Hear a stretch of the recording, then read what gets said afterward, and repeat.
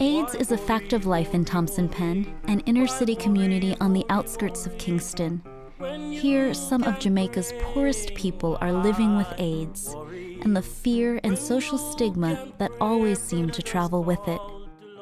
Ida Northover, known as Miss Jean, has lived in this community for 59 years. And a few years ago, she volunteered to become the local representative for Jamaica's National AIDS Program. I play all of the roles in this community. I'm the lawyer, I'm the doctor, I'm the MP, I'm the counselor. I do everything. Everybody come to me just about everything.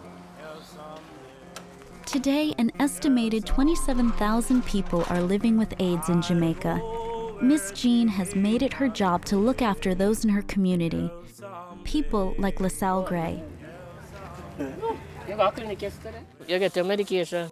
So you got to take them now. I just stick to her just a while ago. When AIDS first appeared in Jamaica in 1982, it was a death sentence. Few medications existed, and those that did, the poor couldn't afford. You see, those times, persons couldn't buy their medication. So people get real sick. People get sores. Huh? So people just have that thing, they say, boy, from your AIDS, you go dead. Most people lived less than a year after diagnosis, and suicide was a common response. And the first time the doctor spoke to me, I was thinking about suicide. So, as life goes on and, start go to my group meeting and so forth and see people and so forth, I'll get back to myself. Welcome to our monthly support group, and the topic today is about adherence. The national program has set up support groups like this one to help people cope with the daily challenges of living with AIDS. Glad to have people come in and talk to you and cheer you up and let we know that life goes on and so forth.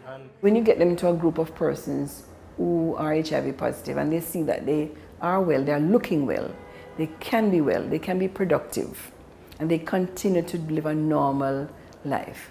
This helps them psychologically. Winsome Keen-Dawes, who runs the local AIDS program here, says the biggest change came 5 years ago when the government began providing free drugs to everyone with the virus. The fact that they now have the medication free of cost, that they can see that they're feeling much better, they're looking much better. Nobody can suspect that that person looks like an HIV person. Here, being publicly identified with AIDS often leads to social isolation and even violence.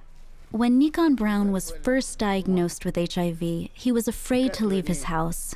He was not allowed to come out because the risk of being killed, total social rejection. We were happy that they tolerated him in the house because we've had other occasions where people would want to get rid of them by lighting the place of fire or something, or threatening to kill them. At first, it's when me hear saying him HIV positive, me get afraid, so me not go near him because him infected. So I start to explain to them, tell them what HIV is all about.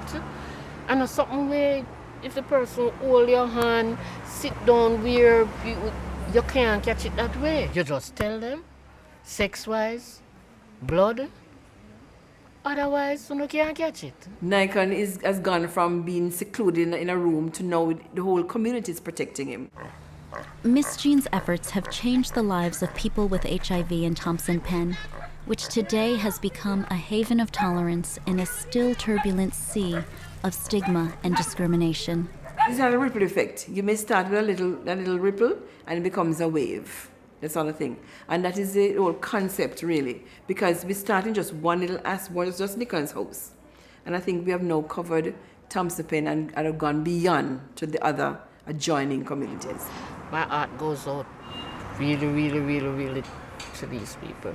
All the communities, inner city communities, are not as successful because it's not everywhere we can find a gene. Why worry when you can pray?